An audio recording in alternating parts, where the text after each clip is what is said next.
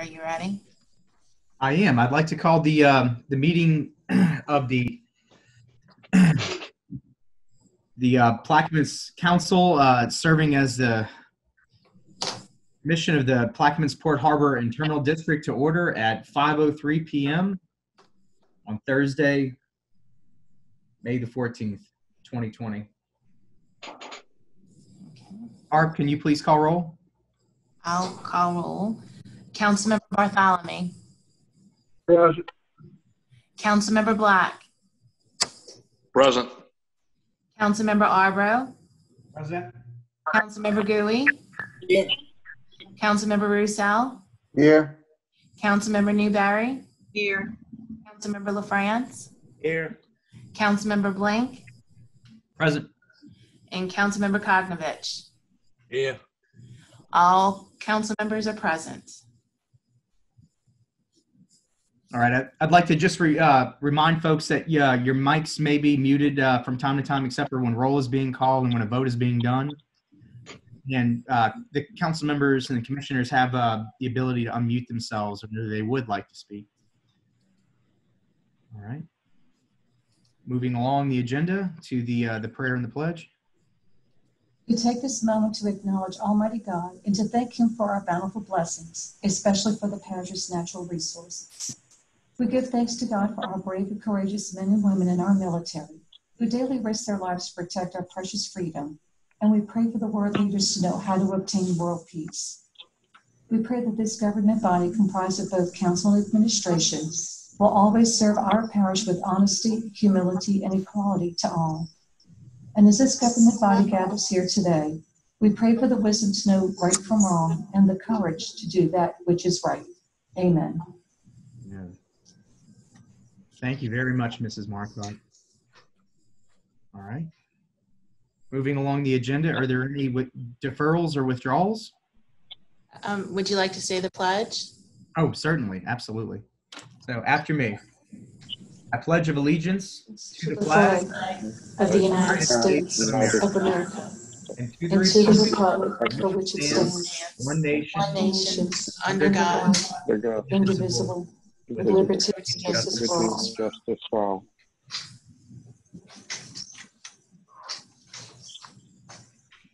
Mr. Commissioner, there is no executive session for today. All right. Okay, moving Status on. report by the Executive Port Director.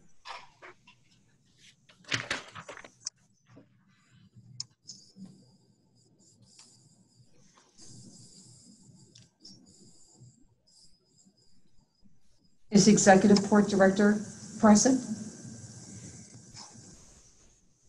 It's okay. We can come back if they're late to jump on the call. They're on here, but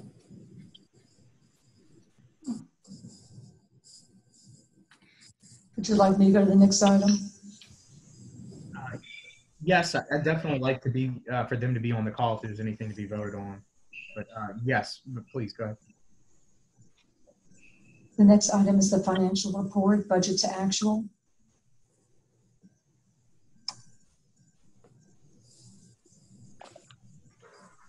Ms. Shambro.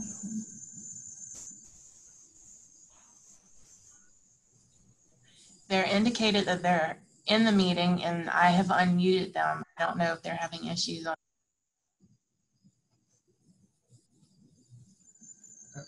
Oh, here comes Paul. Okay.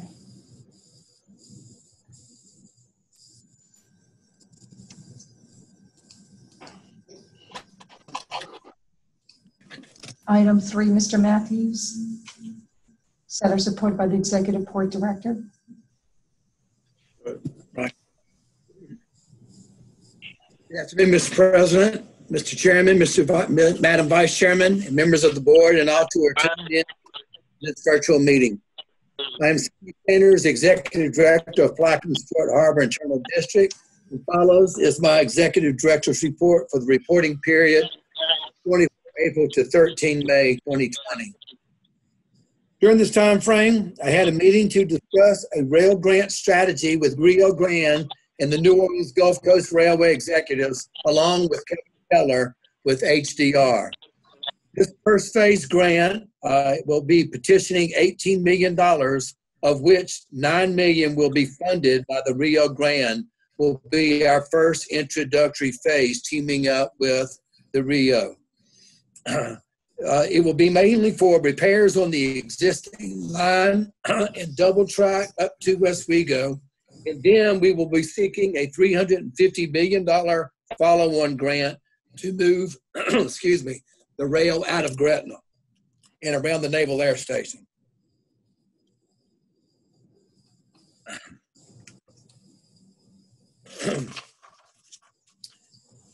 The staff continues to meet virtually every week and comes into the office on an as-needed basis. Once again, I cannot commend the staff enough for their attentiveness and the demonstrated responsibility during this difficult time. Mr. Chairman, subject to your questions or comments or those of the board, this concludes my report.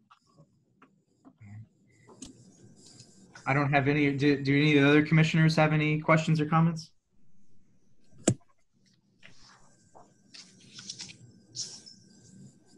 One alibi, just to let you know that the boats are fully staffed. And we had a administrative error here trying to get on our computer in our conference room. So we quickly went to a laptop. So thank you. Thank you very much. It's okay. Is Shambrell handy to do the financial report? Yeah. If it's not any other questions?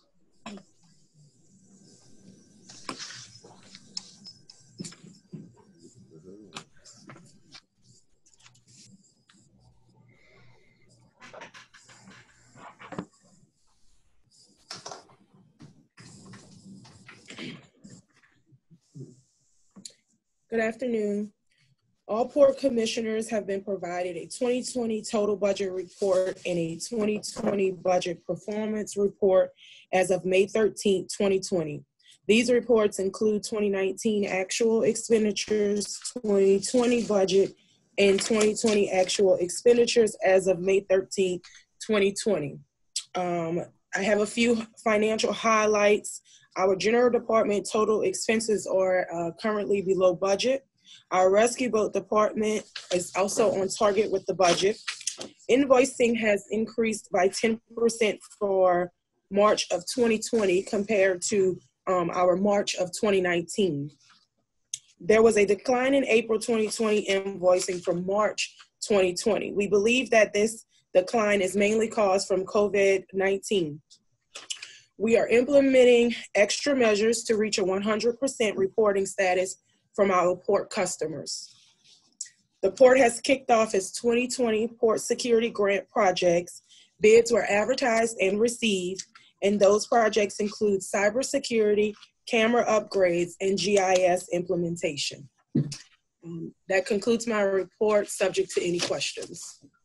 Thank you very much, Shambrell. Are there any questions?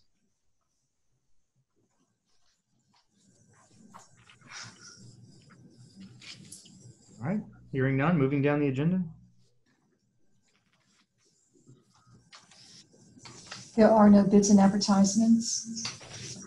We have several introductions of ordinances and resolutions. This one is for Councilmember Newberry.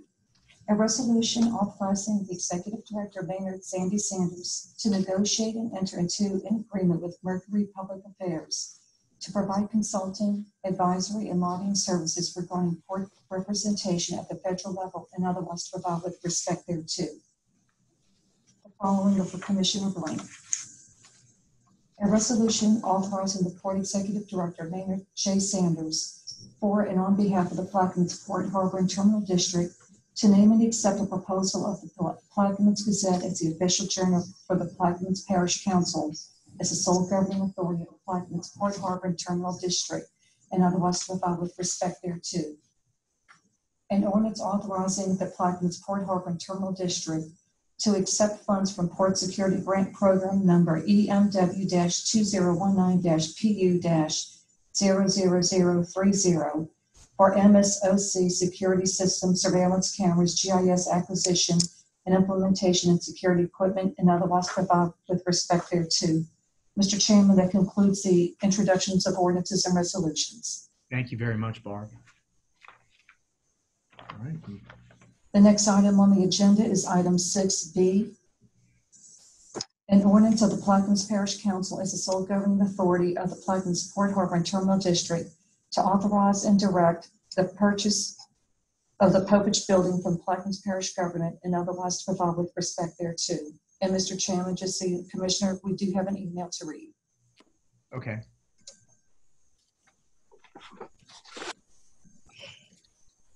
Yeah, Mr. Chairman, if you don't mind, I would like to offer it for discussion and combine 7B. 7B pertains to this particular ordinance. So if we could do that, Mr. Chairman, and Ms. Marcotte, if you would read it in combination and just offer for, after that's read, just offer for discussion only this time. Okay.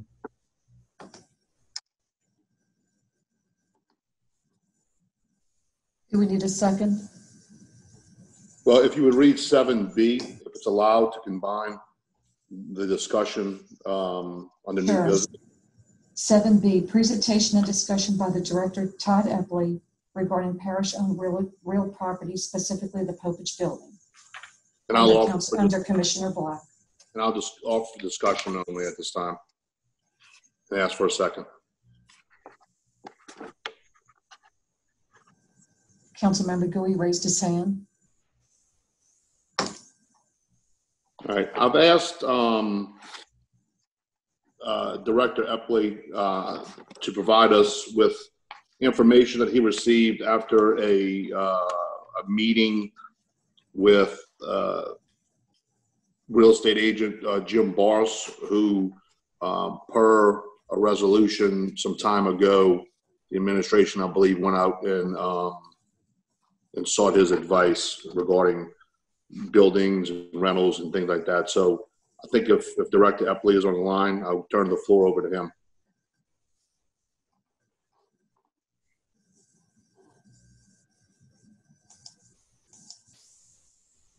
Can you all not see this spreadsheet that's projected on the screen? No. I cannot.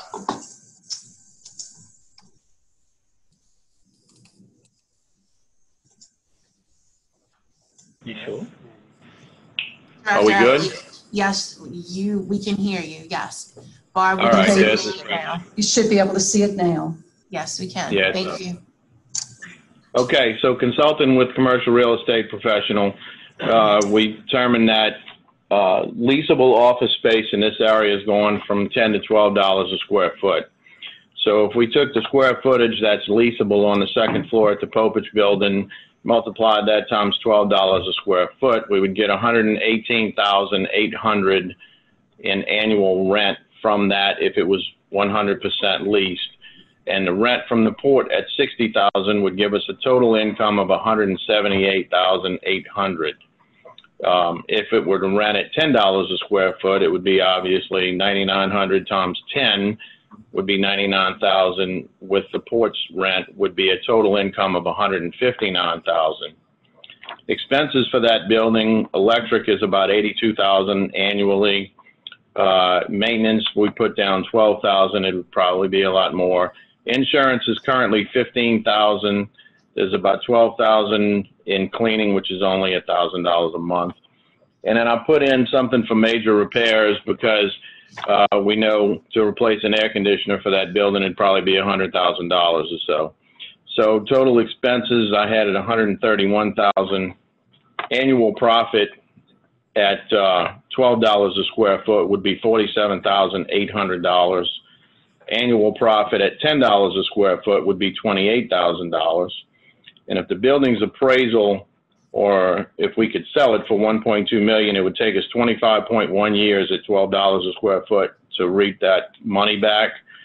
And at $10 a square foot, it would take us 42.9 years to get that money that we could possibly sell the building for. And that's taken into effect almost the best case scenario. $12 a square foot is the top end, and that means that the building has to stay 100% occupied for the entire time period. I have a question. Yes, sir. I see where the expenses, those are existing expenses, or are those projected expenses if the third floor, the second floor is rented? Most of these are existing expenses. The electrical is the actual electric bill. The maintenance of $12,000 a year is, replacing sinks and toilets and cleaning sewer lines and lights and things like that. The insurance is the actual insurance that we're paying currently, and we are paying people to clean the building currently. Don't know whether that would stay or go. And also, I put in the major repair for that because, in the next 10 years, I assume we're going to need a new air conditioner for that facility, and that's $100,000 or so. So there are expenses here that may double if we lease another floor, like electric and I don't know about insurance and cleaning, but those things seem to be variable in regards to the actual occupation, right or wrong. I don't know how much the electric bill would vary if the second floor was occupied 100% of the time. It would certainly seem like it would increase, but I couldn't tell you what amount it would increase. Thank you. Director Epley, is that electric bill including the energy intensive 911 call center and the emergency operations center that are really, really cold every time you step into them? Includes everything in the building. Would you expect that power bill to move into a potential new 911 center that could possibly be located on the ground elsewhere? I would expect we would have a power bill anywhere we would move 911. If we moved them into another building, we'd have a power bill for that building. However, the square footage of that building would be a lot different, and I wouldn't expect it to be $80,000 a month. A year, I'm sorry.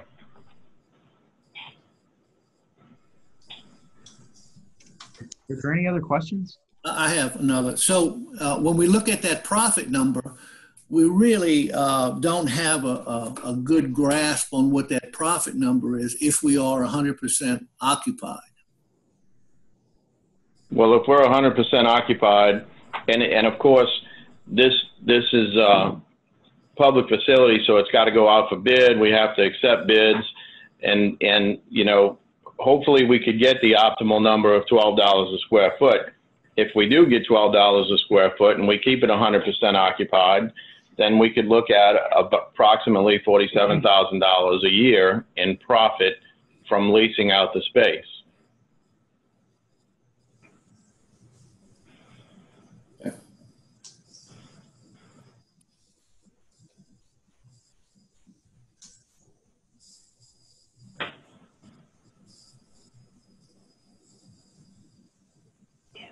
Yes, Chairman Blank. Go ahead. Go ahead, Commissioner Black. Yeah, I guess if you want to read the email, I think first, I'm not sure who sent that. I think Kim had mentioned one, but then I would like to make a couple comments after the public comment. Sure. Mrs. Marcotte, can you please read the email? Sure. The email's from Mr. Robert Forshey, 116 New Street, Belle Chase, Louisiana, 70037. Council members and citizens of Plaquemines Parish. Why would we sell a building we own to ourselves? If allowed and managed correctly, can make money for the citizens of this parish. Rental of the unused portion of this asset could make in excess of $50,000 per year. Other unused assets in this parish that are not burdened with flood insurance requirements should be leased as well. We need to take advantage of every opportunity that is available to make revenues for the public. Thanks, Rob Forshey.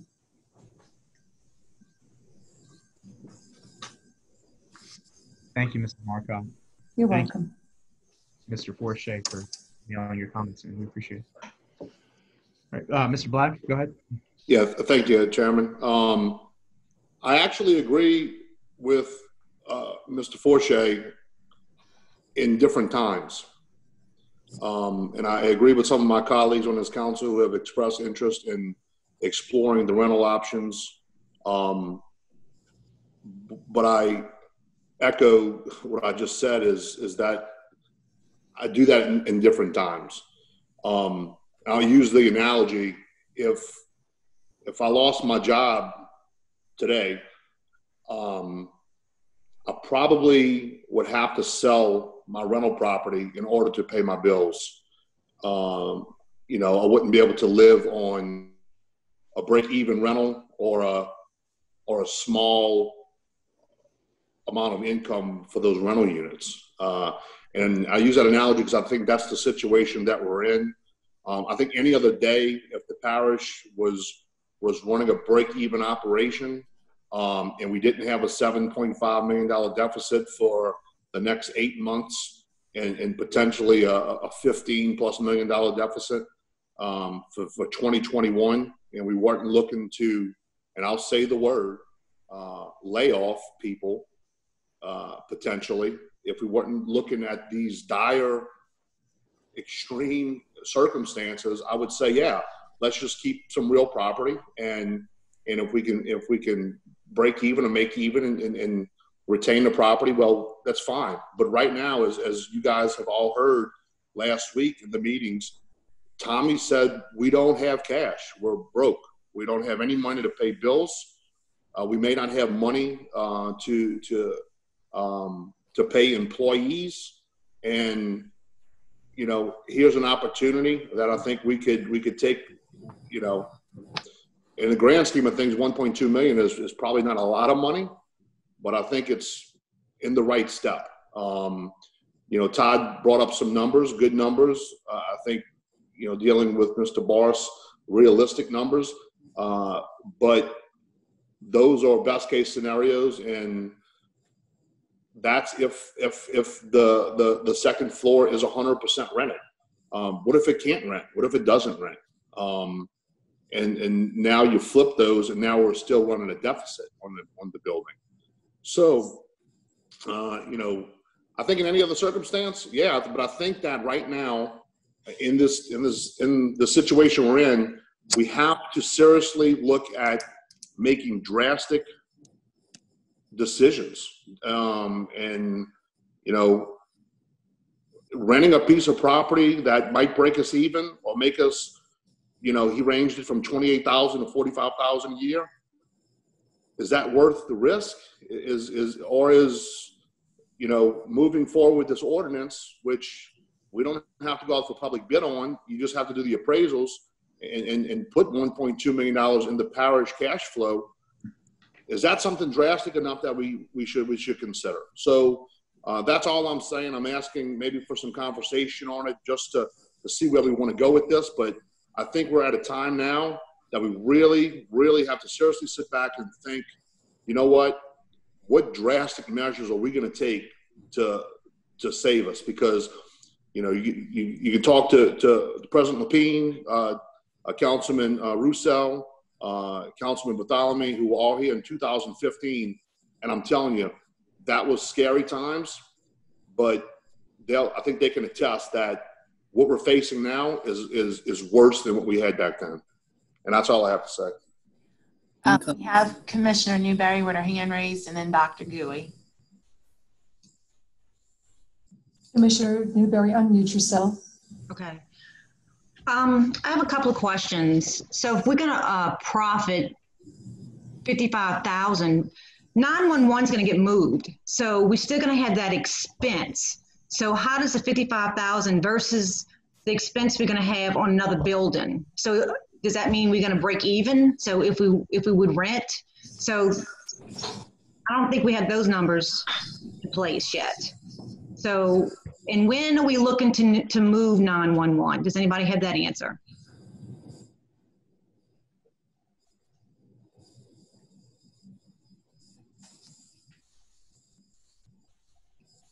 That's a Todd or administration answer question.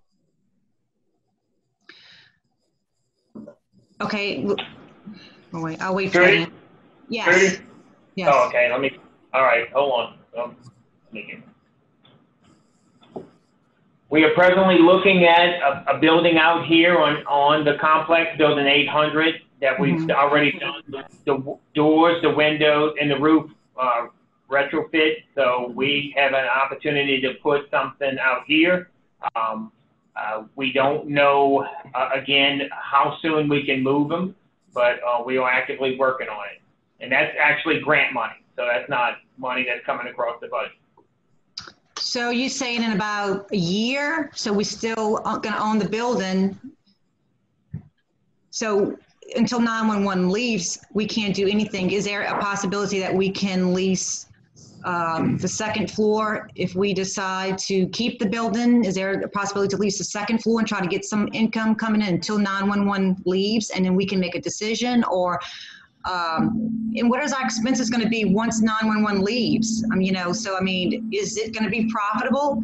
So I mean, those are just options we have to look at. It's a very tough decision I think we all have to make. And also, this question's for Sandy. So can the port afford it? What do we look? I mean, we rob Peter to pay Paul. It's all public money. So I definitely understand what Bo's saying, but can the port afford it? I mean, is Chambrel on the line? Can we afford that? Can the port afford that? So that's questions you have to ask. It's not something we just want to shuffle to them. So I think we need to do our homework, and let's look at the port side and let's get some numbers together and see what they can afford, and see what we're looking at and what are the expenses that the port's spending money on. So it's not just, we're not just shuffling from A to B. That's it. I yield.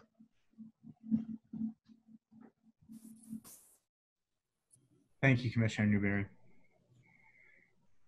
Tamara, who's next in the queue?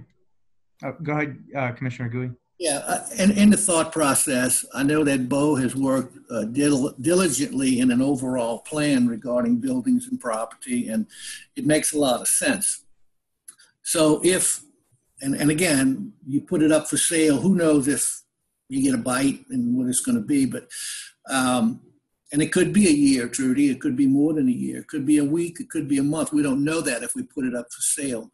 But I would, in the discussions that we're going to subsequently have, I would like to take any, or assume we do sell it for $1.2 million. I would like that money to be used to help mitigate the cost of the overall plan, which has to do with the tomato shed property, the Bell building, and moving people into the major complex on Abear.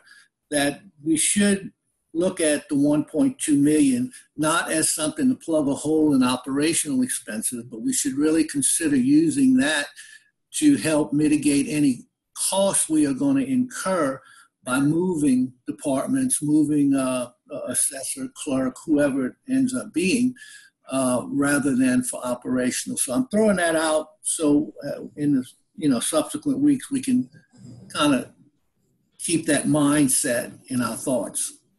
That's it. We now have Attorney Ken Rathburn, who raised his hand to speak. Mr. Rathburn, you're on mute. Am I okay, Mr. Blink, to speak? Okay. Please. Thank you. I was wondering if the administration could advise whether or not the $1.2 million that is shown on the spreadsheet as a building appraisal is a recent appraisal, and if so, maybe a copy of that could be had by the port. It's not a recent appraisal. There would need to be an appraisal done. Okay, so we're not sure about the 1.2 right now. It could be 1, it could be 1.4, or whatever. Is that fair? Yes, sir, that is. Okay, thank you. Ken, from my understanding, that is a comp workup that was done by the agent in question, or the agent that we spoke about earlier, just to kind of get a roundabout estimate. Sure. So it is an appraisal, but it is a comp. Okay, thank you.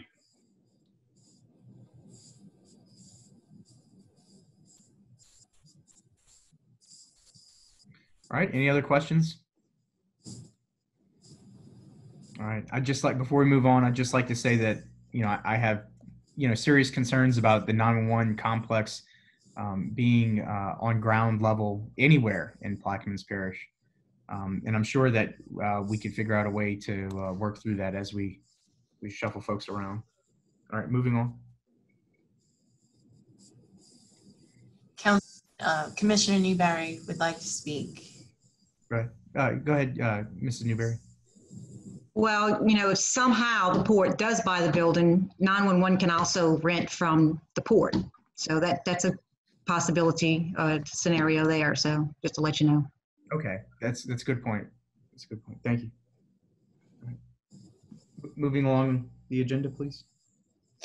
Commissioner Black, you're deferring this?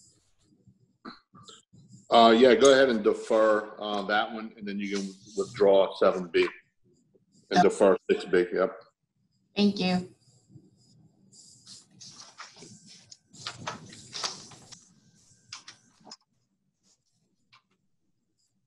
Six C at the request of Commissioner Newberry has been deferred.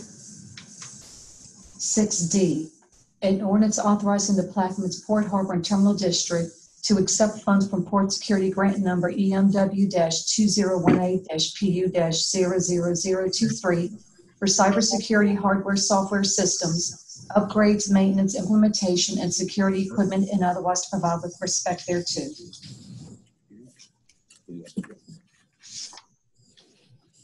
Defer to the port staff on this for explanation. We need to offer and second it, please. All right. I'd like to offer it.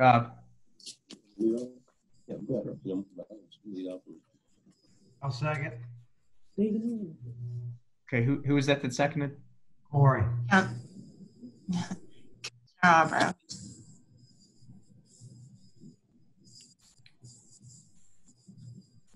All right. Could the port staff please give an explanation? Yes, sir. Mr. Chairman, this is one of a few items that we have on the agenda that were part of grant funds received from port security grants through FEMA. We went out for IJ, as they called it, for cybersecurity hardware, software systems, and upgrades. As many of you know, cybersecurity is one of the major issues in our country and the world. And many entities within Louisiana, government entities, have been dealt with cyber attacks. So we want to make sure that we are in the right position, that all our equipment, maintenance, upgrades are there, so we protect our information at the port from any cyber attacks. So with that, the port asks for the approval by the board. All right. Will there be an update to our somewhat dated website included in this? We are actually working on a separate issue. We are, yes, working on relaunching our website. We have been in constant contact with Bazooka to do an update, and so that's coming soon. Yes, sir. Got it. Okay. All right. Any questions from the commissioners?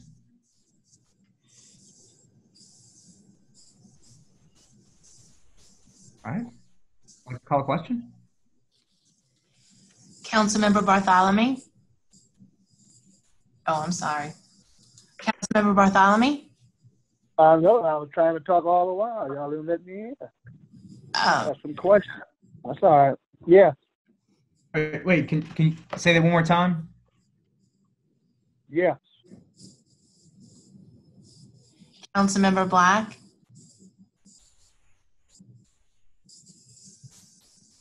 Councilmember Black?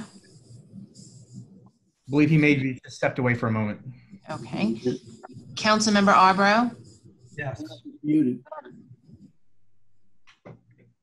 Councilmember Gooey? Yes. Councilmember Roussel? Yes. Councilmember Newberry? Yes. Councilmember LaFrance? Yes. Councilmember Blink? Yes. Councilmember Kognovich? Yes. And is Councilmember Black present? Okay. The ordinance is adopted by a vote of 8-0. 6E, a resolution to amend and as amended readopt resolution number 19-251 dated September 26, 2019 with regards to the agreement with Coastal Engineering Solutions LLC relevant to the engineering services needed for the beneficial use of dredge material project to dredge Tiger Pass and otherwise provide with respect thereto. Are there any questions from the panel on this? We need you to offer. I'm sorry, I'd like to offer it. That's okay. My apologies. Second.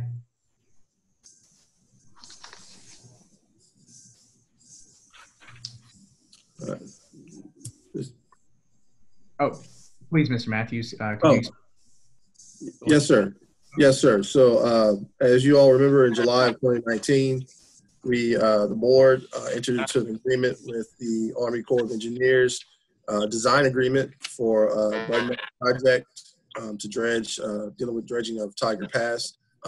We have an in-kind non-federal sponsorship in which we are expected up to $410,000 for the project, which we anticipate, along with the Corps, anticipate to be far less than that. And with the in-kind service, we hired an engineering firm to provide those services that we needed to complete this project. In doing so, in the original introduction to hire the team that would handle this in-kind for us, we put in there a $150,000 limit just so that we can come back to the board and provide an update. And in that time frame, what we have been able to do, meaning the Corps, the port, and working with John Hamlers with the Plaquemines Parish Administration, have been able to select a site and be able to move forward as we see fit.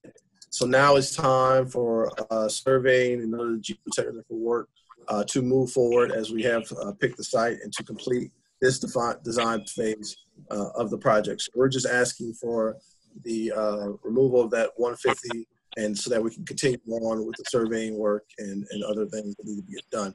I have on the call today, or the meeting today, our team, Coastal Engineering Solutions, and we also have members from the Army Corps for any other specific questions. But again, this is just a housekeeping step so that we can move forward with this project that you guys approved in 2019.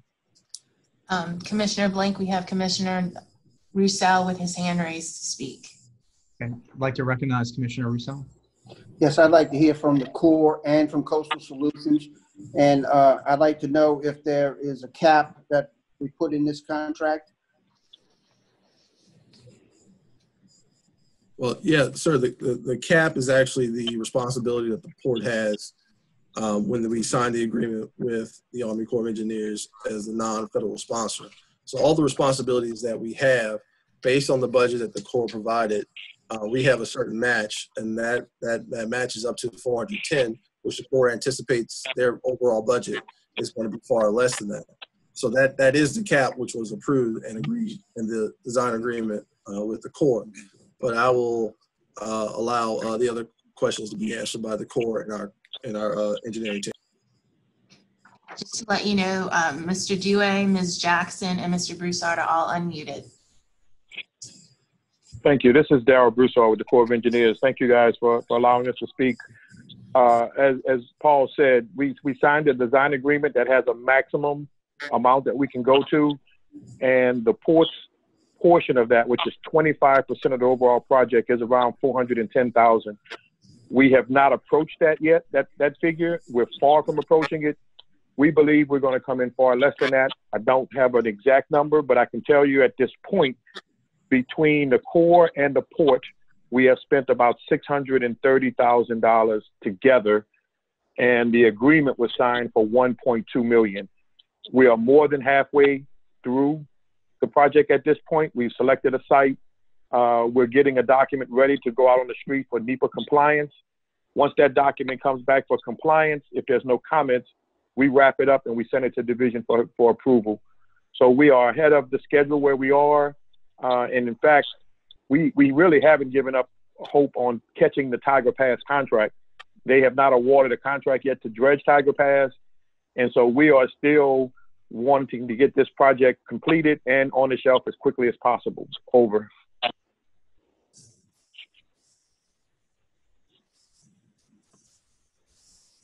So that'll be the total that we will expend will be no more than the 410,000 is what you're saying?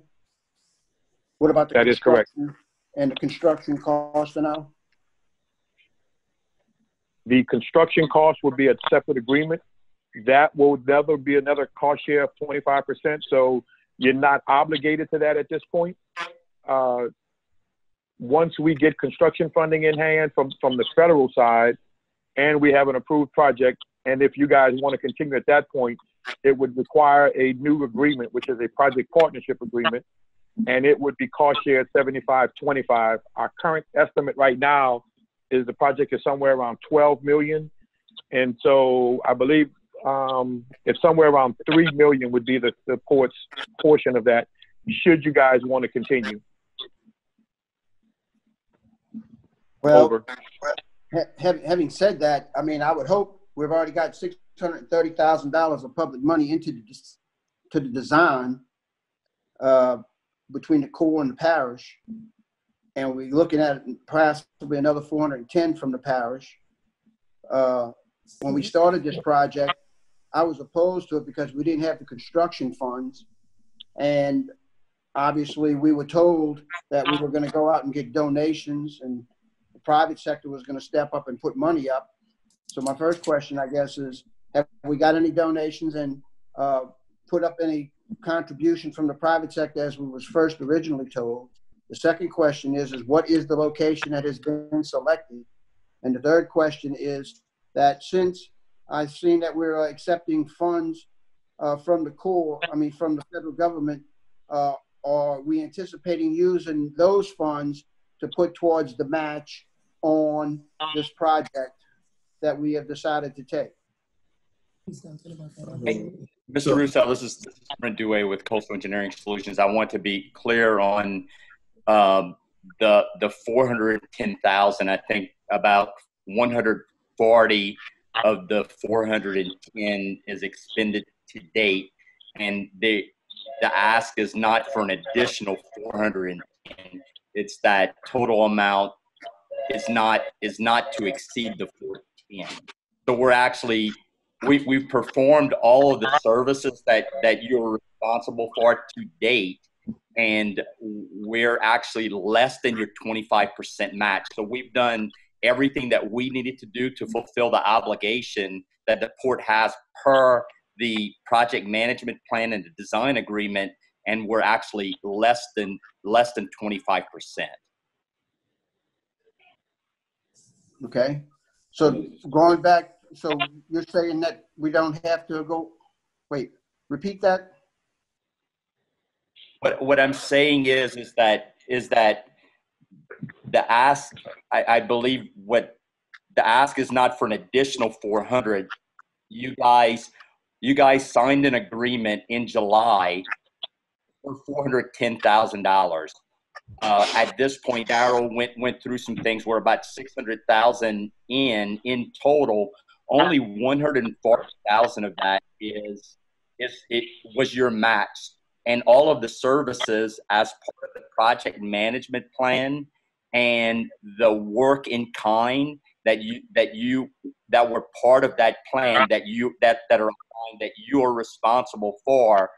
Those have all been done to date, and we've actually done them for less than 25% of the total project cost. So I want to be clear, this is not the additional was the original was $150,000 allocation. It's not $410,000 on top of that. I understand that, but so you're asking if you're saying that everything has been done, what's left to be done, and that'll make up the 150 to the 410? The remainder of it. I can. Darrell. This is Darrell Broussard with the Corps again.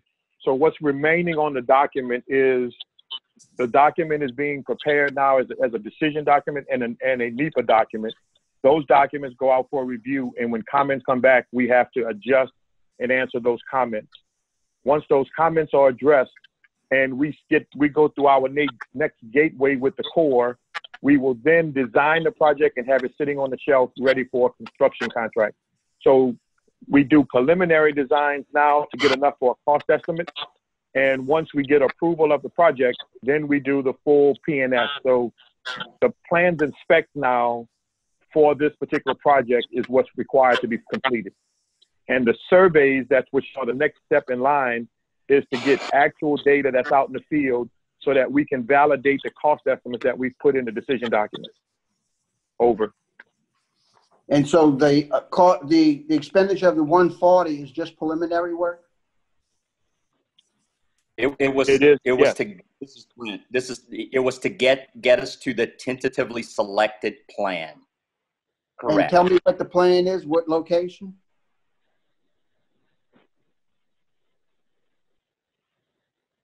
What location have we selected? Location is Long Toffine Pass. I believe. What's the number, JR, correct me if I'm wrong, is TP10. We showed them on the maps when we had the last updated meeting with the board. But correct me if I'm wrong there, Darryl. No, you're correct. The site is TP10. And the ownership of the site? We have not determined the ownership yet. So how do we know if we're going to be able to acquire it?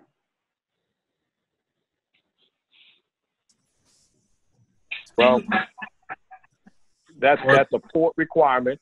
We know that the site is open water marsh, and we don't go to a sponsor at this early stage because we don't have an official document that we have a project on ready to go. We develop everything first, and then once we develop it, then we go to the landowner once we know we're going to go forward. So we're a little bit early in notifying a landowner or knowing who has it. I think we've done some preliminary stuff and realized it's only a couple of landowners that are there, and the majority of this site is in open water. So we're not acquiring any new lands. It would be filling in open water that actually provides protection to the lands that surround it. And that was the biggest catch for this project, is it provides that secondary benefit of some sort of storm surge, and it reduces open water in the parish. And you don't have a conservation easement on it? We will seek one. So part of our project is, once we develop what the project is, our plan is to gain an easement over the land for the life of the project. And if we don't gain that, what happens? Then we don't have a project to go forward. Okay, so we're still on the same page with that. That's what we were told the last time. So the second part of this discussion is that the construction funds.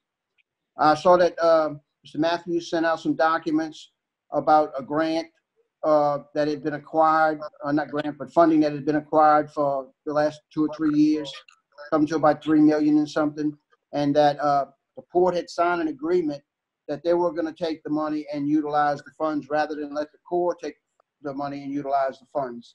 So my question is that what we are intending on using for the construction match of this project? The answer which is is no. on the agenda coming up shortly. The answer is no. The Energy Transfer Port funds are not in plan to use for that. As we've discussed in other board meetings, the plan is to go out to private businesses within that area and to ask to help them to split the cost. The Energy Transfer funds is not related to this project. Okay, so we're still asking for donations and the private sector to chip in. John And Hilmer. I would think that by now we would have made that effort and know whether or not we're going to get private donations rather than invest in another $300,000 or $150,000 in the project. Yeah, John Hilmers has made that ask with private industry and also with CPRA. I understand what we've asked. What kind of response have we gotten? Have we gotten an agreement or working on an agreement? John, are you on? I'll run that to ground and get back with you, Mr. Russo. Well, we're voting on this today, though. These are the same questions that I had when we did the first 150,000. I thought that this might have been worked out by now, and I was hoping that the energy funds would be utilized towards the match, so I felt better about the project. So if we're not going to use those energy funds, my question is, could they have been used? Okay. Am I on? Yeah. Yes. We are working, once this project, the engineering and design is complete, we have been working in conversation with some private partners and also with CPRA, who is extremely interested in helping us complete this, because this gives them marsh creation and restoration at probably 1/3 the price of what they normally pay. So they are very interested, but I can't bring them the plan until this is finished. When this is finished on the engineering and design phase, then I sit down with them completely at the table and push for this. They should pick this project up just like they picked up the Spanish Pass project, which they're going to start this year. So these And are that's all where we're at. possibilities, and that's the best we can do. And if we don't get it picked up, does the port intend to come back to ask for more of the port money to do this project for the construction? No, all we're asking is for the design agreement. The board has already approved in July to push forward with this design agreement. So all we're asking is for us to continue that. That's all we're asking for today. I understand today. However, the things that we do today have impacts on tomorrow. Just as we're told we would do the 150,000, and now we're here today going to the 410. So excuse me. Well, to be clear, the 150,000 was put in there for the purpose for us to come back and provide an update. It was always 410, which we provided you guys the information, the agreement. We put that in so we could provide you an update at this proper time. And now we are, and all we're saying is, now let's move forward with the remainder of the project for the design agreement. As far as construction, as Darrell has said, that's a separate issue that moves down the line, but we have to go through this process. This is an agreement that the port and the Army Corps entered an agreement with. And so we're just asking for us to be able to move forward with the process as it's supposed to be. Understood. The question is, one more time, will the port be coming back for more port funds if there are no other funds contributed to the construction of this project for that other project, 7520, to make up our 25% of the 12 million construction cost? The question is, will the port be coming, the administration be coming back to us and asking us for that money? I can't speak to the administration. No, we do not have intention of coming back to the port to ask for that match money. Well, that's you, John. I'm asking the port. Sorry, I thought you said administration from the parish. The port administration, I'm asking them if they intend on pursuing this through port funding if there's no other funding available. And the reason I keep drilling on this is because of the Energy Transfer Fund money. I'm not sure what that discussion is going to turn out to be as what you intend on doing with that money. My question was, could that money be used for the match if we don't get match anywhere else?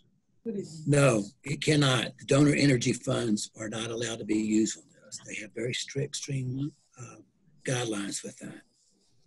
So they cannot be used. Go ahead. Now, however, if you had not signed the agreement and the Corps could have been accessing those funds, then could they have been used? And I asked Mr. Broussard that.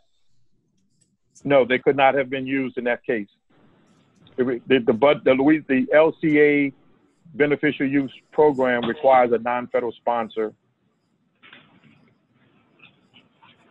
And so if the non-federal sponsors the port and we receive the funds as the agreement says now, can we use those funds to your knowledge?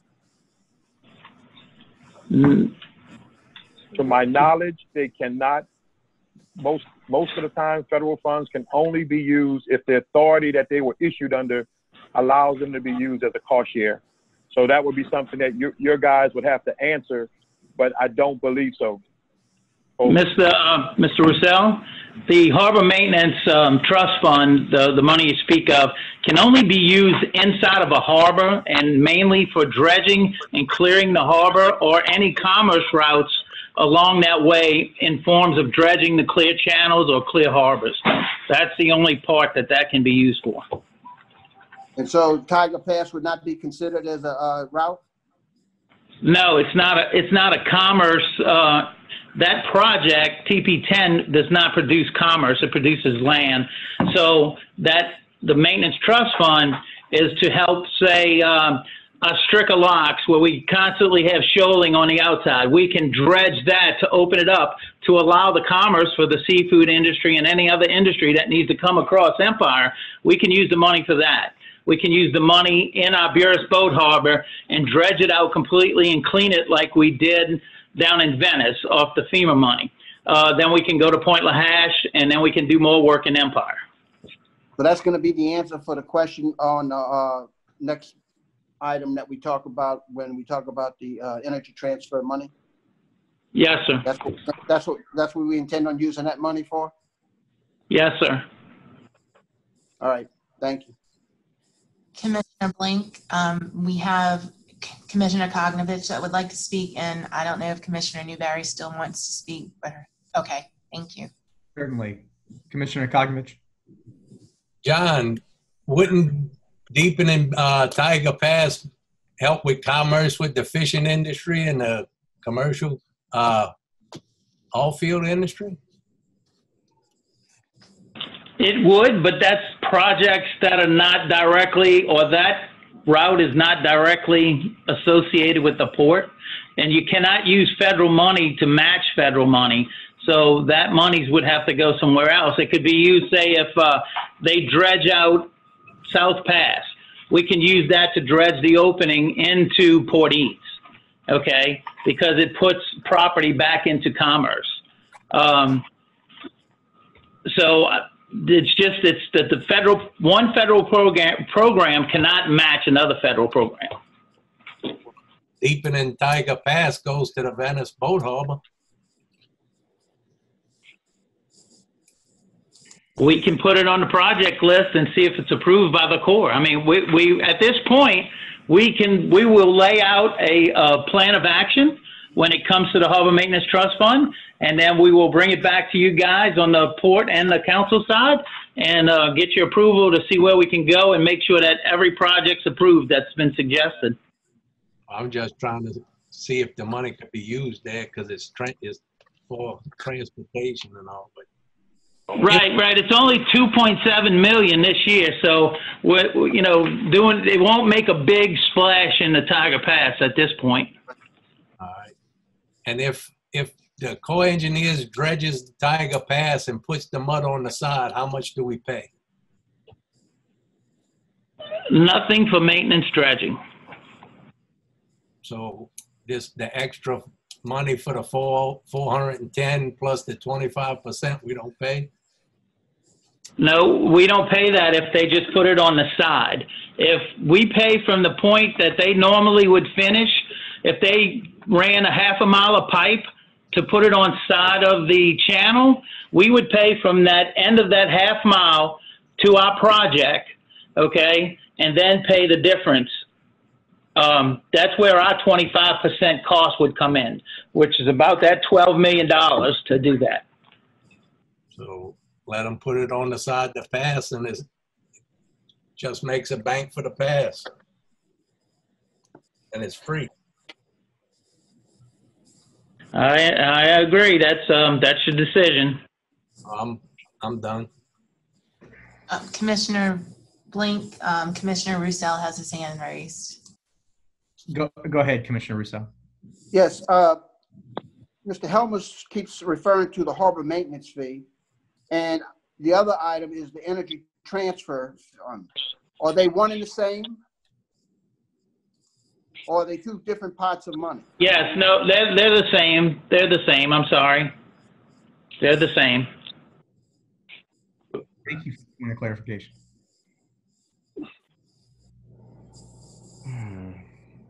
I really wish we wouldn't have gotten this far down this path. It would have been much more fiscally responsible just to deposit the sediment on the bank of the pass and chose to do a BudMet project somewhere else. But the ship has sailed. I don't think we started off with all of the information, how much this would cost from the beginning. Here we are today. We have to see it through. All right. Are there any other questions? Well, the last question I have is that the 410 up to the 410 that we're putting up, what source of revenue is that coming out of? Is it coming out of the tariff or is it coming out of the rents?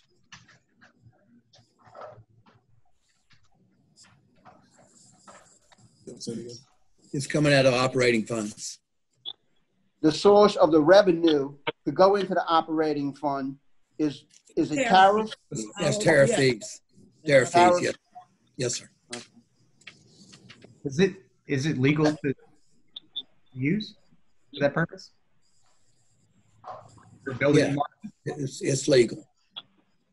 Well, I have something to say. I thought, you know, when we talked about this last year, and I thought that we were going to get CPRA on board with this before we even get to this point. So let me ask you this. If we vote for this and we don't get any other private funding or support from CPRA, can this be rescinded and just put on the side of the pass without having to spend the extra money if that's what we choose to do, or once it's passed, it's too late? To be clear, Ms. Newberry, to be clear, we're talking about specifically the design agreement. The construction agreement is a separate issue that the board has not agreed to. We're only talking about the design agreement, which goes up to the 2010. So we are not obligated for any construction funds whatsoever. We're merely trying to get this project, you know, really the way you want to look at it as a first down. And to do that is to go through the design agreement process.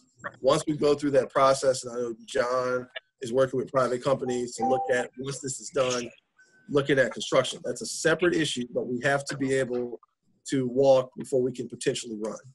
And we're only talking about finishing up the design agreement.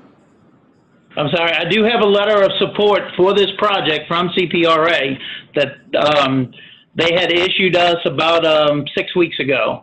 So we do have a letter of support for them for the construction side. Mr. Broussard, what is the likelihood, in your opinion, that the design for this project is going to sit on a shelf and not be put into play? Is it 10%? Is it 40%? Is it 100%? I really can't tell you that because it depends on what Congress decides to do. We thought we were going to get money this year, so that's why we pushed heavily for it. And however, Congress did not appropriate any construction funds across the whole country. They mostly did a lot of O&M funded projects. There is a bill being worked now that's somewhat more of a stimulus that puts money back into infrastructure, and we are favorable in that budget. I don't know if we're going to get money. So right now, we know this. We know that Congress started funding this $100 million program. We know that we've received funding to date, and we've constructed 4 successful projects. We can only hope that Congress will continue to fund the project, and this one is next in line to get constructed should construction funds show up. I hope I answered your question, but I can't give you a percentage right now because our budget is solely dependent on what Congress does. Okay. So currently in the budget, there's no funding for construction? Correct. So the next opportunity is this work plan that's being developed. Following that work plan being developed, the next opportunity would be in November when the FY21 work plan will be done. So we missed windows to get funded now. The next opportunity is this next bill that's coming up. And if that window it doesn't hit it, then the next opportunity would be in November when our new fiscal year comes in, and then they develop what we call a fiscal year 21 work plan. We would be in that pot as well to receive construction funding. Okay, and those delays, they weren't caused by this body, correct? No, absolutely not. Thank you. Thank you. Commissioner Roussel has his hand raised. Yes, I just wanted to make the comment that when Ms. Newberry was asking if we could get the money back, the 410, if it's expended, we won't be able to get that back. That'll be sitting on the shelf, just as I stated last year. Our only hope is that we need to get construction funds to match for that 25%.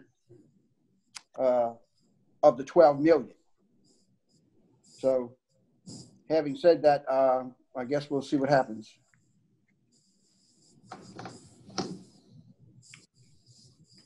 All right. Are there any other questions? Is the money there for the Corps engineers to dredge Tiger Pass? Yes. This is Darrell Broussard. Yes, the funding is there, and they will dredge Tiger Pass with this BudMat project or without. Well, that adds another question then. If they dredge it and we don't do this, we just lose 150,000. Well, the thought pattern in our planning is the funds that they have to dredge Tiger Pass now will not get you a full channel. There's still material there. So Tiger Pass is expressing a capability to get more money in. So the amount of money they have right now won't get you an authorized channel in Tiger Pass. It's going to get you something in a 10-foot range or less. So you're not going to solve the problem all in one swoop, because I don't think the project has ever gotten enough money to dredge it completely. So the funds you have now is a start, and it certainly leverages us getting construction money to do the BudMat project. But it is not enough money to dredge your channel, and then you don't have any more issues. You still need more money to dredge to get to the authorized depth. And so if they dredge now, and we don't get the BudMat project linked with them, they are going to be requesting additional dollars, which we will then sync up with and align up with. You know, I really like the program where, you know, the dredge spoil isn't wasted. But the way this particular project is set up, we're moving the sediment out of one pass onto the bank of another pass. And I would feel a lot more confident and a lot better about funding this particular project if the beneficial use of dredge material in this particular instance were going on the bank of Tiger Pass to keep Tiger Pass self-scouring. And I feel like it could have been done for the same exact amount of money, and it doesn't really solve the problem of, you know, keeping Tiger Pass somewhat maintained better than it has been by using, you know, its own natural self-scouring abilities. When can, I don't know if we need to be talking with Coastal Engineering or who to get these projects to actually start working on the ground for the people here. But I think we get a little bit more support and would just make more sense to the daily users. This is Darrell Broussard again. If I could add, placing material inside of the bank is not going to stop the channel from scouring. It's just putting the material out the way so that getting it out of the channel and getting it out the way. Moving it to where we want to do it for the BudMat project actually adds secondary benefits, is what we're claiming in our decision document, that it actually protects port infrastructure from storms. So the beneficial use of it is it's put in a location that protects port infrastructure rather than just placing it along the bank that really doesn't offer. If you don't tie it in the high bank, you're really not offering any resistance to anything. The water just flanks around it. But building up and taking up the open water is what we're saying, and it protects infrastructure is the reason we're claiming it as beneficial use. Over. Thank you. Thank you. Are there any other questions before we Yes, we have Commissioner Roussel and Newberry with their hands raised. Okay, go ahead. Whoever you did first, please. It was Commissioner Roussel first, and then Commissioner Newberry. Go ahead, Mr. Roussel. Thank you. So how long has it been since the Corps has funded the deepening of Tiger Pass to its authorized depth?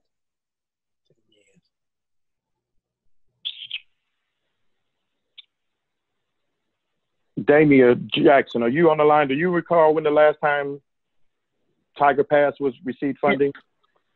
Yes, this is Damia. 12 years ago, 2012. 2012. Okay. So we just hoping that they get this done with an appropriation. Okay. I'm like Mr. Blink, you know, I'll wait and see if there's any more comments. Commissioner Newberry, you're muted. Kim, can you? Oh. What are we protecting? What are we protecting? I mean, It will protect and help protect the lower part of the Tidewater Road area, which is where the Targa facility is, which is where a tremendous amount of gas that comes in through that feeds the nation. Thank you.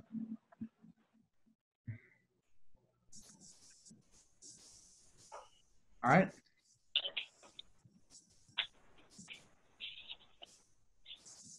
Well, I hope that since we're benefiting national infrastructure, we get some help from the federal government for the project. All right, I'd like to call a question.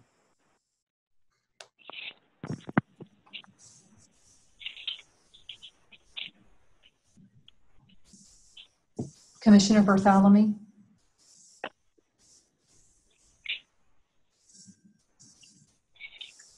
Commissioner Bartholomew?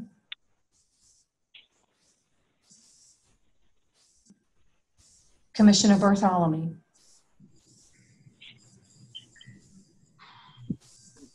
He must be absent. Commissioner Black? Yes. Commissioner Arbro? Commissioner Arbro is absent. Commissioner Dewey? Yes. Commissioner Roussel? Yes. Commissioner Newberry? Yes. Commissioner LaFrance? Yes. Commissioner Blink? I'm back in. No. Commissioner Kognovich? No. Commissioner Bartholomew? Yeah. And the motion is adopted by a vote of 7 yes, 1 no from Commissioner Blink, and Commissioner Arbro absent. That's incorrect. I believe Kognovich Kognovich voted no also. Kognovich said no. My apologies. So that would be a vote of 6 to 2 to 0. Oh, one absent, I'm sorry. Item 6F, a resolution authorizing Maynard J. Sandy Sanders, Executive Director of the Plaquemines Port Harbor and Terminal District, to enter into a professional services agreement with Fort Myer Bush Hog and Demolition Service, LLC, for fencing of port property and otherwise provide with respect thereto. So this is for about an 8,000-foot fence that's going to go around the PLT property. You need to offer it. I'd like to offer it, I'm sorry, and ask for a second. Second. All right. So I'll defer to the port staff for further explanation. No, Mr. Blank, Mr. Chairman, you did a great job. This is for putting fencing around the PLT property for security purposes. We have had citizens trespass on the property, also hunting on the property, and that would be a really a dangerous situation and liability to the ports. We want to make sure that that property is secure. We went through a bidding process as well, and with the bids, the winning bid was Fort Myer Bush Hog and Demolition Service. Commissioner Blink, we have Commissioner Roussel with his hand raised. I'd like to acknowledge Commissioner Roussel, please. Yes. So how much is the 2 bids, or how many bids did you have? We had 3 altogether. 3 bid. You want to go ahead and down and get that answer? Yeah. And while he's getting the answer, so I'm here. I'm here now, sir. We put it out for RFP, advertised in the paper, received had numerous phone calls, but I actually got 3 hard bids that came in, and we vetted and scored them and went through them, and the cheapest bid ended up being Fort Myer Bush Hog. So I asked the question of how much were the other bids and how much was the winning bid? The other bid, one bid was $190,000. We had a bid for $30,400 and then $30,000 even. And so what did we spec when we asked for the fencing material? We asked the potential folks to give us a price per linear foot at approximately 8,000 feet. It could come in at 6,000 feet, or it could go a little bit more. But we bid it, we spec'd it out, Mr. Roussel, to ask for a price per linear feet turnkey, materials and labor. And what was the type of fencing that was spec'd? Was it barbed wire? 4 foot. No, sir. It's called 4 foot 2. It's 2 inch by 4 inch, 4 foot tall field fence with metal T-post. This is not a permanent fencing. This is temporary fencing for security with signage, and it could be reused. My only thing is, I've looked at the property yesterday, and if you think that a little 4 foot fence is going to keep hunters out of there or people from going in there, I think we're wasting the money. And you know, I don't think it's worth the $30,000, to tell you the truth. And I don't understand why the $190,000 bid came in. But having said that, I think it's a waste of money. One more alibi, I guess I'll add to that is, it is a short-term fix until a permanent fencing can be put up. And this fence is roll wire that can be reused in the T-post as well. So we can use it in other parcels of land in different areas with the port as well. Of course, we are paying for the labor, but you can use the materials again. I stand by my comments.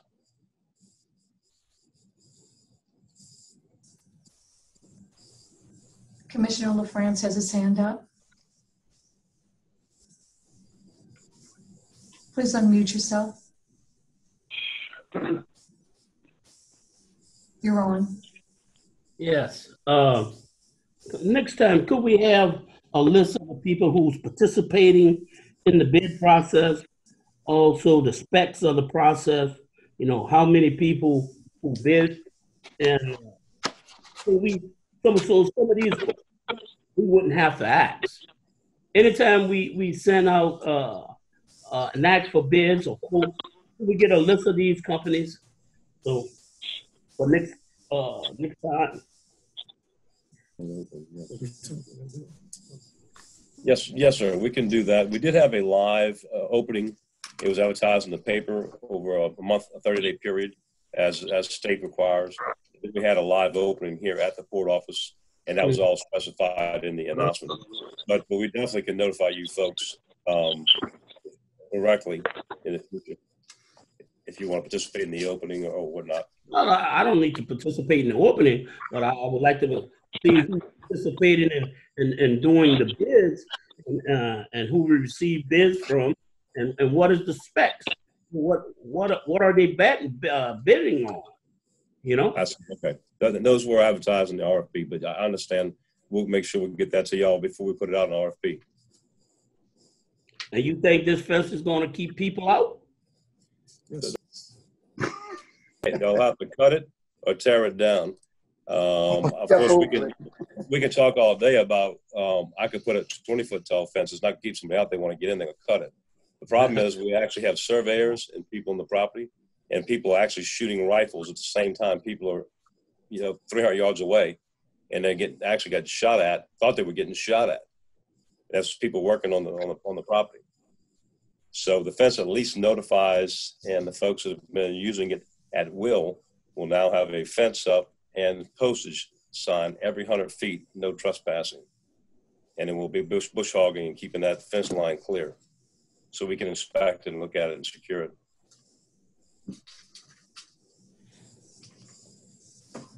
We have Commissioner Newberry and then Roussel with their hands raised. Mrs. Newberry? Yeah, I agree with Mr. LaFrance. If we can kind of get a little heads up on details of the construction of which I'm looking for, the bids.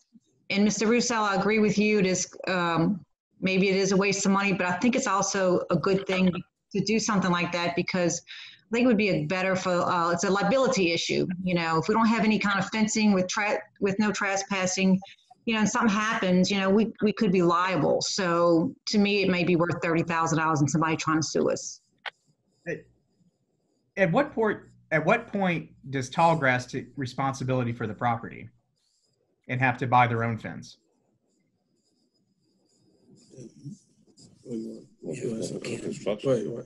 Yeah, Ken, you want to speak to that? What? Can you hear me now? Yes. Okay. The truth is, Mr. Blink, I don't know the answer off the top of my head for the fencing issue, but I will look at it tomorrow and I'll report to all the commissioners. I just don't want to knee jerk you on that. Do you think we should defer this or proceed? Well, the temporary fencing, and that's what this is, I think it's more important to get this up and protect against liability, potential liability, for the 30,000. That's just my suggestion. I wouldn't want to wait to work it out with tall grass over a temporary fence. Now, a permanent fence, which is going to be a lot more expensive, would be a different issue. Mm-hmm. We still have Commissioner Russo with his hand raised. Mr. Russo, please go ahead. Yes, I'd like to point the Port Administration to ordinance number 15-138, which addresses the issue of providing the packages to the council secretary prior to them going out.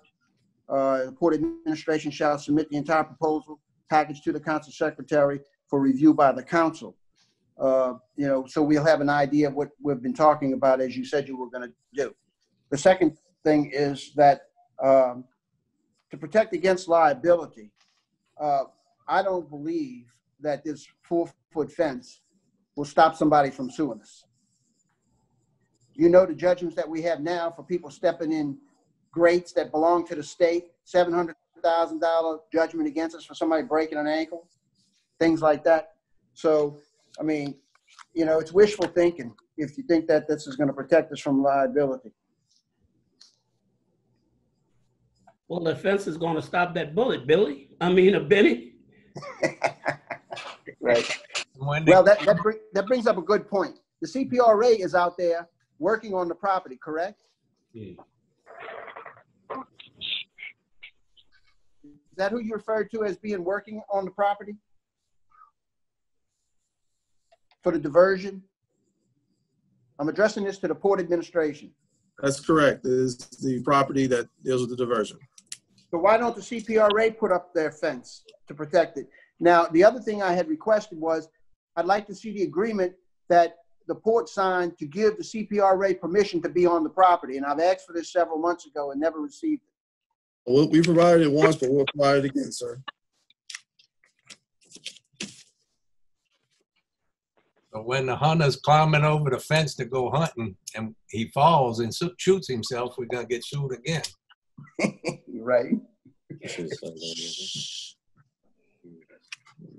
Is it just possible to thoroughly post the area with no trespassing signs, no hunting signs?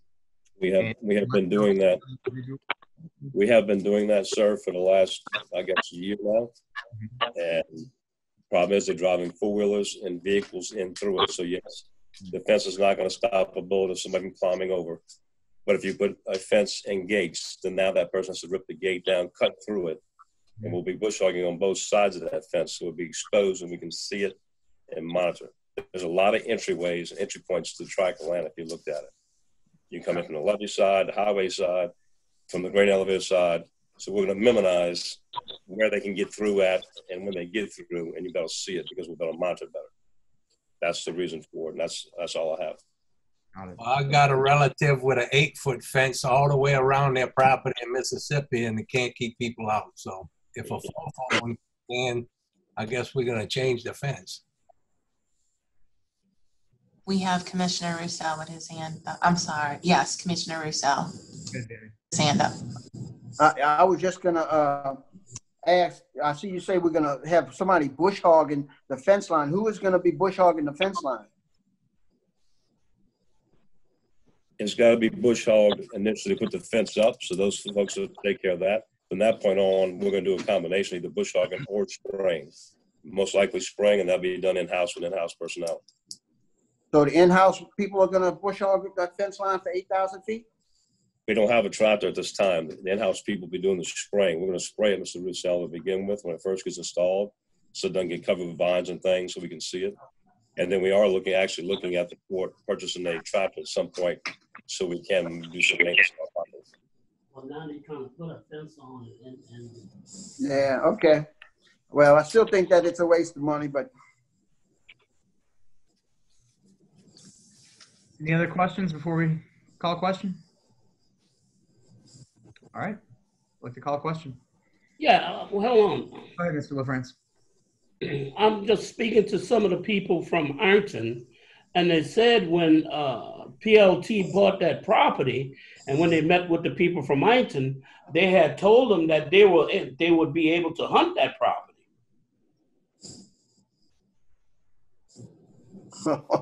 That is incorrect. Sorry, that is absolutely no. It's incorrect. We have allowed in the agreement for a conservation easement, but there has never been approval by the port for anyone to hunt on the property. There's no document. There's never been a statement that has stated that. Will the fence encircle the conservation easement? Permission on that property. Yeah. It's going to go around it for any access points. That would include that area so that there's no trespassing in that area going into hunting or, so there'd be any liabilities. Correct me if I'm wrong. And there's already a short distance of fence and gate where the diversion area is going. They've already put fence and gate up, but obviously it just goes 100 feet or 200 feet one way or the other with a gate where they're keeping their equipment and stuff at. So that's just kind of keeping you out of that one zone. Got it. Thank you. Yes. Commissioner Roussel has his hand raised again. Go ahead. Yes. Again. You just made a comment that you signed a conservation easement on the property. Is that correct? No, I said that initially, well, there is a conservation easement that we put in, and Ken can speak to that as well, but there has never been, and that was in the agreement, that was in the original CEA and lease with PLT. But there's nothing that states that we are allowing anyone to be on the property for any hunting purposes. So if you remember, I wasn't aware that we had entered into a CEA or with the CPR rate we are entered into. No, we're talking about PLT, sir. In 2018, you voted and supported for the lease agreement, which included a conservation easement, and we discussed. I'm glad you recognize that for a change. Hey, one time you guys can agree on something, take advantage of it, right? Yeah, okay, let's move on. Yeah, well, listen, I just spoke to someone, a couple of people from Ironton, and they said when they met with the people from PLT, that was a gentleman that promised them that they would be able to hunt that property, and also he had wanted to make a hunt when they do hunt that property. Well, at the end of the day, Mr. LaFrance, I don't know about that conversation, but there's no document, there's no agreement for hunting on the property, number one. And number two, for the property that we own, it serves as a liability to have people trespassing on this property for whatever reason. So we're asking that you guys approve this bid to move forward with the fence. That's all we can say to that. I just can't vote for the fence, that's all. Call a question. Let's vote on it. I'd like to call a question. Hello. Who's on the line? Who said hello? Oh, Mr. Bartholomew. Oh, go ahead, John. Would you call a question? Go ahead, though. Go ahead. There's a state statute that no one has the right to enter anybody's property without getting permission from the owner. That's a state law, state statute. And you don't have to be, the property don't have to be posted.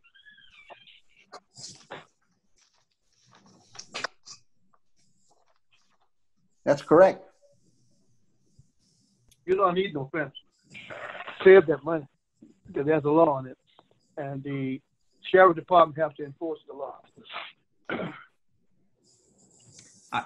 I think we've talked about it just about every which way. I think we should go ahead and go to. But I'm just saying that, you know, it can be, that's the way it is. That's what it was passed for. Because of it. People going on people's property without asking. I agree. I don't have a fence circling my property. All right. I'd like to call a question. Thank you, Mr. Bartholomew. Councilmember Bartholomew? Abstain. Councilmember Black? Yes. Councilmember Arborough, Yes. Councilmember Gooey, Yes. Councilmember Roussel, No. Councilmember Newberry, Yes. Councilmember LaFrance, No. Councilmember Blank, No. Councilmember Kognovich, No. and the measure fails with a vote of 4 yeses, 4 noes, and 1 abstention.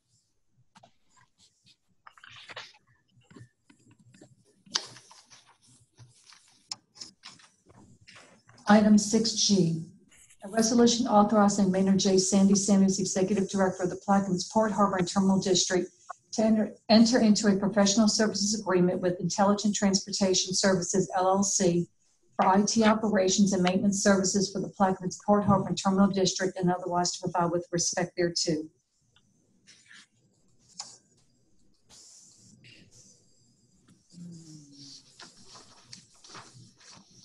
Do you offer, Councilmember Blank? Like to offer? Who would like to make a second? I'll second.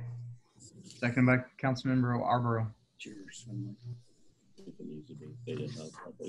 Yes, Mr. Chairman, items G and H are really together in the sense that Intelligence Transportation Services will be providing operations and maintenance service as they have been doing for the past year. For us, we received, once again, port security grants, which will be used to pay for those services. So this is a housekeeping measure for us. Same with H as when that comes along, dealing with surveillance cameras. So we ask for the board's approval on G. Are there any questions by the commission? Commissioner Roussel has his hand raised. I'd like to recognize Commissioner Roussel.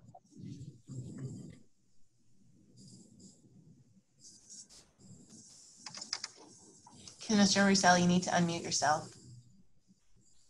My question is this actually federal money? Yes, sir. It's 75-25 split. So And the federal money was solicited. I know in the past audits, we've had some mention of procuring on federal projects like this. Y'all have complied with everything? Yeah, yes. As a matter of fact, we actually had a meeting with FEMA, came in and looked at our books. And frankly, sir, as you know, Mr. Sanders stated in the previous board meeting, that we really had a clean bill of health from FEMA. I'll let Ms. Riley explain even more. Great. Glad you all are doing. We went through a monitoring visit, and some processes were outlined regarding best practices for soliciting work for federal funding. We used the guidelines that were provided to us by FEMA for this process. And we passed with flying colors and got the grant? I'm sorry, for the FEMA monitoring visit? No, for this, we're talking about obtaining federal funding through the process. I asked that this was federal money. This federal money, the federal money pertaining to the cybersecurity has already been approved, yes. And we have the green light for expenditures. We had to wait on a environmental kind of test. EHP. EHP, which the federal government is now requiring that all the port security grants go through an EHP approval process, and then the monies are available for expenditure. So that that has been met, and we have the green light for those. This will be 2019's federal grants. Thank you. Any other questions? What is the total total contract valued at? Just so folks at home know.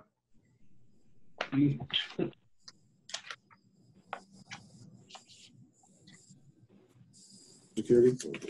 So for MLC security, government systems, maintenance, upgrades, assessments, the funding was fully funded for $354,398. Additional surveys and cameras, which we'll get to in a minute, is $38,266. Everything broke up, so we didn't really hear the figures. I'll do it again. All right, let me know if you have any problems again here. For security systems, maintenance, upgrades, and vulnerability assessments, it's fully funded at $354,398. Once we get to the surveillance cameras, those were funded at $38,266. And details for those projects can be found on the budget provided, page 16 and 17. Okay. Yeah.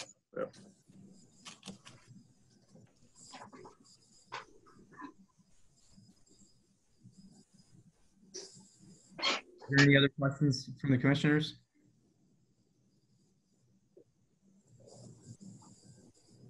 All right, I'd like to call a question. Councilmember Bartholomew, Yeah. Councilmember Bly, Yes. Councilmember Arbro, Yes. Councilmember Gooey, Yes. Councilmember Roussel, Yes. Councilmember Newberry, Yes. Councilmember LaFrance, Yes. Councilmember Blank, Yes. Councilmember Kognovich. Yes. The resolution passes by a vote of 8-0. I'm sorry, 9-0.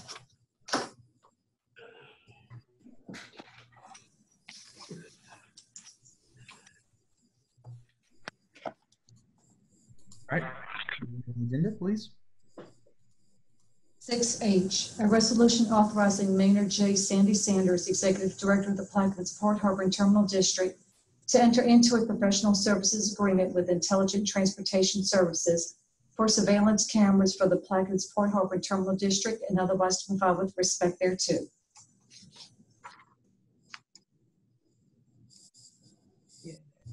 I'd like to offer. I'll second. Seconded by Commissioner Arbor. Are there any questions from the commissioners before the port staff goes into any explanations? All right. Paul or Sandy, if y'all have anything additional to add? No, sir. As we said, same as G. This is a housekeeping measure. We ask for approval. Okay. All right. I'd like to call a question, please. Councilmember Bartholomew, Yes. Councilmember Bly, Yes. Councilmember Arbro, Yes. Councilmember Gooey, Yes. Councilmember Roussel, Yes. Councilmember Newberry, Yes. Councilmember LaFrance, Yes. Councilmember Blank, Yes. Councilmember Kognovich. Yes. The resolution passes by a vote of 9-0. 6I, a resolution authorizing Maynard J. Sandy Sanders, Executive Director of the Plaquemines Port Harbor and Terminal District, to enter into an agreement for business consulting services focusing on the port's procurement policy with blank for the improvement and possible development of a new policy and otherwise to provide with respect thereto. And Mr. Chairman, we do have the fill in the blank information. Okay. All right. What's the fill in the blank information, please? You need to, I'm sorry, go ahead. What is the fill in the blank? No, you're good. I'm sorry. Fill in the blank. Fill in the blank is in the preamble on line 3 and 4. We're adding the words J.D. Russell Consulting, as well as on line 13, on line 21, and line 22. On lines 10 and 23, the dollar amount is $125,000. And on line 14 and line 23, the dates are from June the 1st, 2020 through May 31st, 2021. And those are the change. Those are that completes the fill in the blanks. Okay. All right. Are there any I'd like to offer if I haven't already? I'll second. Is that Commissioner Arbor seconds? Are there any questions from the board?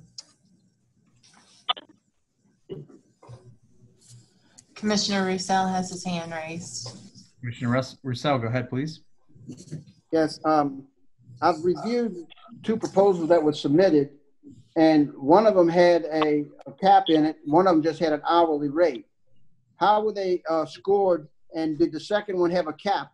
Because I've heard different numbers floating around. The first one was higher than 125, and then I heard something lower than that. So first of all, how much is this really needed? Because we just got through going through those security grants, and obviously we're doing the paperwork and we're doing whatever we need to be doing now. But for $125,000 to sit there and draw up some templates and some policy, seems that the staff that we pay, who are very well paid, could easily access the AAPA and other ports and work this number down to a review of something a lot less expensive is what I'm getting at. So that's a lot of questions there. First question is, did the second proposal have a cap on it? The second proposal did not have a cap. I requested in the original request for qualifications that they provide an estimated amount of hours and hourly rate. The proposal by one of the consultants did not include an estimated number of hours. They only provided an hourly rate, which was the same in the proposal for the second company that submitted.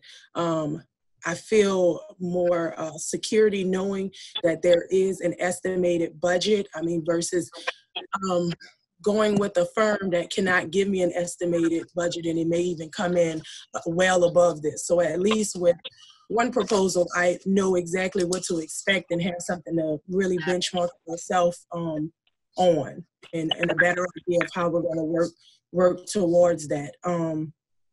As far as the second question regarding why we are doing this, as we stated, we went through a FEMA monitoring process in January, and there were a couple of suggestions and guidelines that the federal government gave us, which led us to seek some advice and guidance on how we would basically put the check in that box to make sure that we covered all processes as far as the regulations. And then that led to a couple of other questions. As you see, we had some bids regarding the fencing material. We did bids regarding federal funding. Right now, we have a very basic policy, and that policy is not drilled down. I have reached out to the state procurement department requesting training, guidance, templates. I was provided a link with some PowerPoints. It was not specified towards actual hard templates that would go for the port and what we were working on and what we see we will need in the future. I have reached out to different ports as well. I have a contact list for AAPA with a number of different finance departments, and I've reached out to them, and they've provided some guidance as well as far as what they do. But again, it's not really geared and shaped towards Plaquemines-Port. So what I would like to do with this is to really build a foundation and begin building our purchasing and procurement department with our own policies that are shaped for the Plaquemines-Port and not other ports. I've also reached out, I reached out to the state, and I've also reached out to Tommy and with the parish and Brenda and on some questions as well. And they've provided as much as information as they could for me as well, but I didn't receive a written policy or any guidelines on that end. So again, this is the first step to building a procurement and purchasing department for the port. We have a number of large projects coming. This will not only include templates, it will also include the search for our software regarding grant management, regarding contract management, regarding purchasing. It will include the templates for RFPs, RFQs, and guidelines and templates for bid laws. It includes training. It will include training for our entire staff on writing the bids, asking the proper requesting the proper information, how to properly score those bids and the bids and proposals that we receive. Another portion of this agreement will also include a vendors list, an approved vendors list. It will help me build a process for vendors, local vendors, regional vendors, DBEs as well, to submit a vendor's application prior to a project prior to a project being advertised.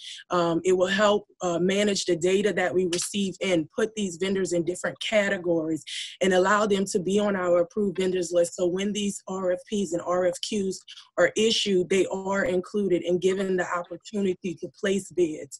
And I think that's very important for our small businesses we have here in the parish. A lot of people don't have websites and they don't pay Google so that I can Google their name and know that they're in business. So this process will open the door and set the foundation for the port to be able to accomplish all of those goals.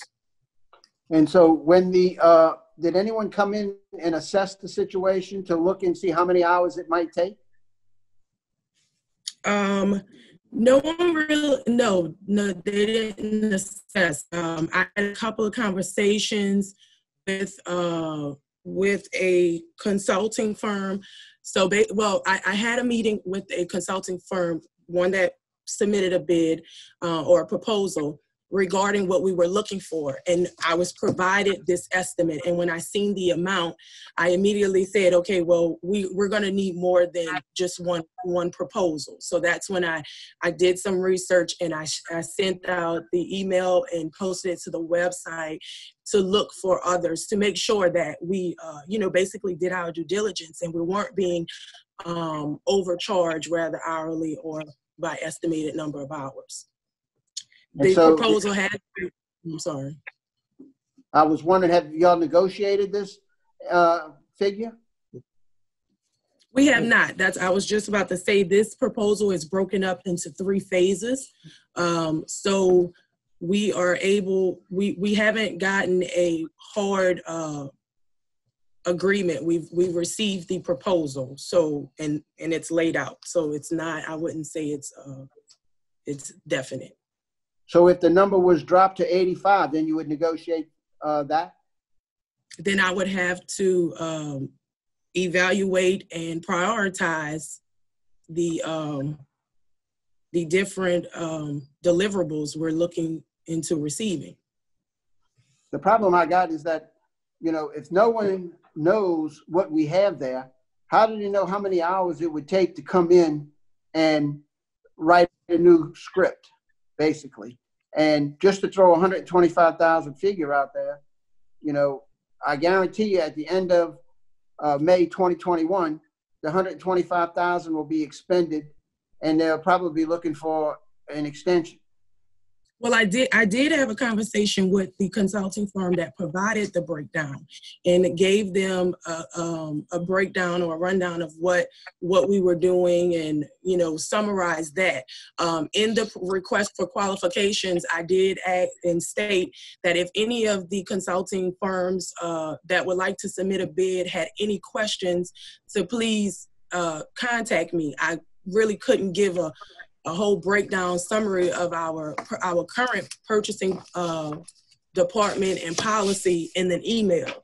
So if they were interested in submitting a proposal, they were free to call me and set up a conference call or a Zoom call like we did with the other consulting firms to be able to submit a more detailed proposal. So they all had that opportunity.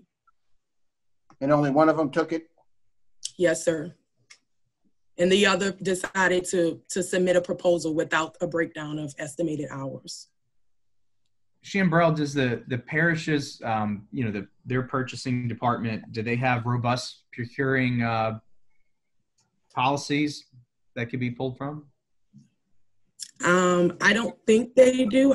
They have a purchasing policy, and I actually requested it in 2013 when we did the separation of administration, and I have a copy of that. And our policy is kind of mirrored from that, and it's very basic. It does not provide templates, guidelines, flow charts, and checklists. Some of the basics that I'm looking for in this process. And they do not have a approved vendor list process as well. Is there a training that you could attend where you could learn all this and bring it home that's a lot cheaper, even if it takes a couple weeks with you out of town in DC or wherever you can find that kind of training? I did my research on the state procurement department's website, and I seen, sign up for training. So I kept trying to I got in contact actually with a representative from that department, and she stated that training is only provided to the actual state employees. It's not provided to agencies, state agencies that are separated at this time. So I was unable, but like I said, she did provide me with some PowerPoints. They don't even have like live training where these training sessions are videoed in sense for me to be able to view those different types of training. I have not, I do most of my training through AAPA and a lot with the accounting societies and associations, and I have not came across one that was really geared and drilled down into procurement. Thank you. Do the commissioners feel that they need more information? Would they like to defer this, or would you call a question? I would like to defer it. Is that okay, Shambrell? Is that going to put you out if we wait a couple weeks to find out more? To find out, I'm not sure what I need a couple of more weeks for. I sent the proposals out to all of the commissioners, and I haven't received any questions besides from you, Mr. Blank, and we had a conversation regarding that. If all of the other commissioners or any other commissioners have any questions and they feel that it needs to be deferred, then I'm okay with that. But if they don't have any questions, I would like a vote. Okay. All right. All right. Listening for anybody that would request that this be deferred, or if you'd like to move on, we can move on. I would like to see a little more research done on the deliverables based on what we have now, and talking to the finance department. When was the last time you talked to Tommy Surpass? I actually reached out to them regarding the bids that we recently did. Like you mentioned earlier, we currently have an ordinance in place regarding when and how the council secretary receives certain documents. And I questioned the actual fence bid regarding whether or not it would be, what's the process? I questioned the fence regarding materials and supplies versus professional services. And then I also asked, had a conversation with Brenda regarding professional services bids and whether or not those are placed on the agenda and certain items. I spoke with Ms. Barber regarding that. So I have reached out to different agencies and sometimes different situations, or each situation calls for a different process, and I don't always get the answer that I'm looking for. Well, the reason I asked that, you said you met with or talked with Mr. Surpass and them about this, and well, I was curious, when was the last time you did that? For the last bids, I copied Mr. Surpass on the email with Brenda, but Brenda responded. Yeah, well, that's not really the question, because I talked to Mr. Surpass about this and asked him, and he says, the parish would love to have $125,000 to have somebody come in and draw their policies up and all, but we don't have the money. And so what I'm saying is that I would think that you could negotiate this, and a little work on the staff part. You've got several people over there that should be qualified to do this type of work, and with a little research can knock these hours in half at least. Because to me, if you're going to train an hour and a half for 32 weeks, it'll be next year before you get this down. And that's what the proposal said. Now I went to an hour and a half a day, 5 days a week, and I figured out it'd be 32 weeks. Well, Mr. Roussel, I don't think any of my staff right now has a lot of idle time sitting around. They all have a list of duties and responsibilities that they're performing at this time. We do not have a purchasing agent on staff. We don't have a purchasing department. My accounting clerk and my accountant, they are very diverse, and they work in different departments. No one is specified to just purchasing. We did advertise. I'm sorry. My point is that I think your staff could learn a lot from the parish's staff on purchasing before we get into a $125,000 contract. And I don't know that we would charge you for training, but I think you could learn it. Okay, so I'm not sure if the parish staff would be or have time to come in and train the port staff. I can't speak to that. Like we said, this number may be less than what they're estimating, like you say, once they come in and actually evaluate and dig into it. But Mr. Roussel, no one's going to do that for free they're not going to give me their time to come and dig into my policies and basically work for free. Well, from what I've got out of this conversation, we don't really have too much over there in your departments from what you're saying. We don't have, I'm sorry, a policy or too much to go by. And look, we're beating a dead horse here. My point is that I think that before we spend $125, that we ought to have some outreach by the well-paid people in your department and your staff over there. Do a little groundwork, especially in the time that we're talking about now. Anyway. I agree. I rest. All right, we'll be deferring this item. Moving along the agenda. We've already gone over 7B. The next item is approval of the minutes from the April 23rd, 2020 meeting. All right, I'd like to offer. Don't we have to remove the second if we're going to defer it? Mr. Arbor, would you like to remove your second? I'll remove my second. Thank you. Did anyone second the minutes? I'll second it. All right, Councilmember Bartholomew? Oh, I'm sorry, y'all. Councilmember Bartholomew? Yes. Councilmember Black? Yeah. Councilmember Arborough?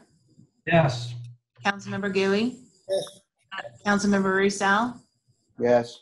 Councilmember Barry? Yes. Councilmember LaFrance? Yes. Councilmember Blink? Yes. Councilmember Kognovich? Yes. And the minutes are adopted by a vote of 9-0.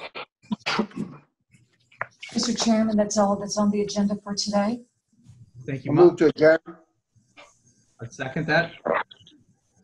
Councilmember Bartholomew? Yes. Councilmember Black? Yes. Councilmember Arborough? Yes. Councilmember Gooey? Yes. Councilmember Roussel? Yes. Councilmember Newberry, Yes. Councilmember LaFrance, Yes. Councilmember Blank, Yes, please. Councilmember Kognovich, Yes.